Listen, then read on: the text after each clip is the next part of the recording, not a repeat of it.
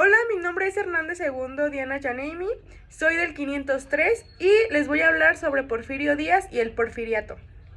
Hola, hoy les voy a hablar sobre la vida de Porfirio Díaz y el Porfiriato. Este personaje es uno de los más importantes en México, ya que su vida estuvo llena de guerras, cambios políticos, modernización y también mucha desigualdad. Por eso fue una figura tan polémica. Acompáñenme para ver quién fue realmente Porfirio Díaz, cómo llegó al poder, qué hizo durante su gobierno y por qué terminó provocando la Revolución Mexicana.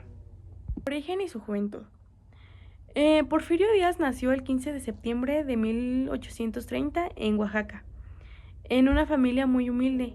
Su papá murió cuando él era muy pequeño, así que su mamá lo crió con mucho esfuerzo. De joven estudió en un seminario porque pensaba ser sacerdote, pero México estaba viviendo tiempos muy difíciles, como las invasiones extranjeras, guerras civiles y conflictos políticos y demás. Por eso, cuando comenzó la Guerra de Reforma, Porfirio decidió dejar el camino religioso e unirse al ejército liberal. Ese fue el inicio de su vida militar. Guerra militar y fama nacional. En el ejército Díaz mostró que era muy disciplinado, valiente y muy estratégico. Avanzó muy rápido los rangos militares.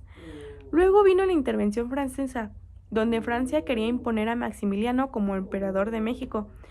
Y Porfirio Díaz se convirtió en uno de los líderes que defendieron al país. Participó en batallas muy importantes como la de Carbonera y Miahuatlán. Esta última en 1866. Venció a un ejército más grande que el suyo usando estrategias muy inteligentes. Gracias a estas victorias se hizo muy famoso en todo México y su nombre sonaba como el héroe militar. El camino al poder. Díaz no estaba de acuerdo con que los presidentes se reeligieran una y otra vez.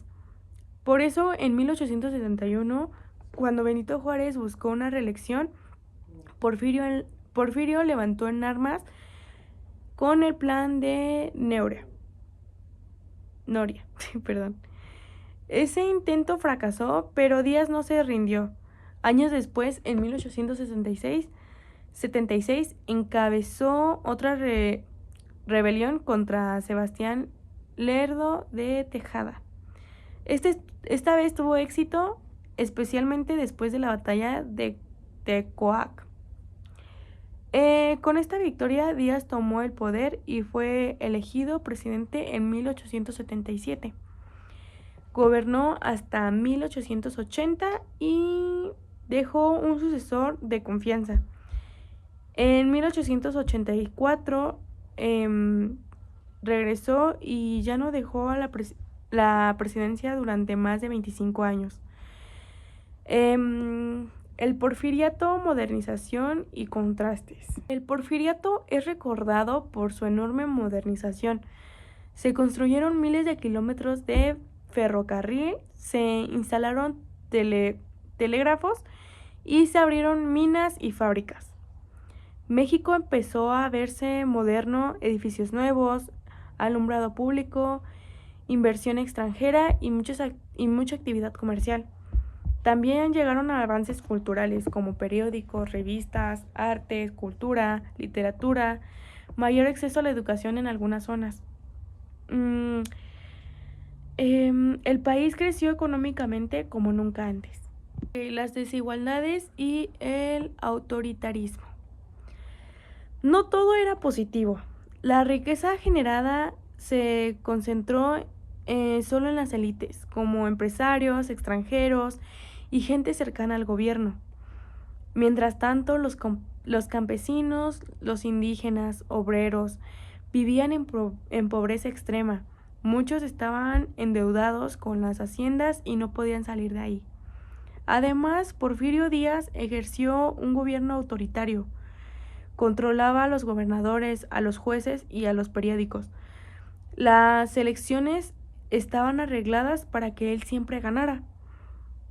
Las frases, una frase que siempre resumía su gobierno era: poca política, mucha administración. Eso significaba no permitir protestas y enfocarse en hacer crecer la economía, aunque fuera a costa de la libertad. Caída del régimen. Con paso de los años, la gente se cansó del autoritarismo y de la injusticia. También comenzaron huelgas famosas como la cananea o la del Río Blanco. En 1908, en una entrevista, Porfirio Díaz dijo que ya no buscaría reelegirse. Mucha gente le creyó porque por fin había democracia, pero no cumplió la palabra. Se volvió a lanzar como candidato y nuevamente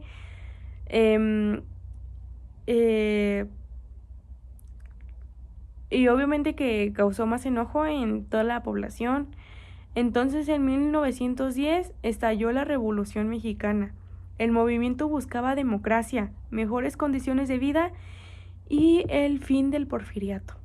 Díaz intentó mantenerse en el poder, pero ya no pudo controlar el país. El 25 de mayo de 1911 renunció. El éxito y la muerte. Después de la renuncia, Porfirio Díaz se fue al exilio en Europa, vivió en Francia con su esposa, murió el 2 de julio de 1915 en París, lejos de México. Hasta hoy sus restos siguen en Francia.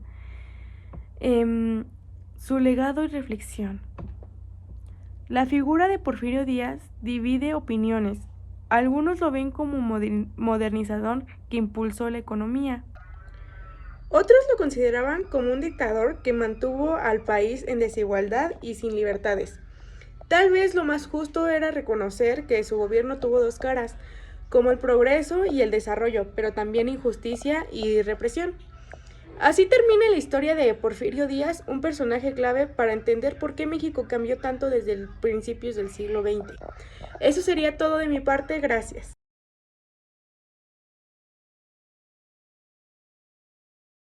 Hola, hoy les voy a hablar sobre, bueno, la verdad es que no encontré un familiar o un personaje que haya participado en mi colonia o algo así, en los antecedentes históricos del siglo XX, pero hoy les hablaré sobre un municipio del cual yo soy, que es Atizapán de Zaragoza, que está en el Estado de México. Hoy les voy a hablar sobre él y espero que les guste. Ok, Atizapán de Zaragoza es un municipio del Estado de México. Tiene un nombre con raíces profundas en la historia y en la cultura. Atizapán proviene del náhuatl, compuesto por at, que es agua, tizat, que es tiza o arcilla blanca, y pan, que es sobre o el lugar. Lo que se traduce como lugar sobre aguas blancas o de tiza. El nombre Zaragoza se agregó en honor del general Ignacio Zaragoza, quien derrotó a las tropas invasoras francesas en la batalla de Puebla el 5 de mayo de 1862.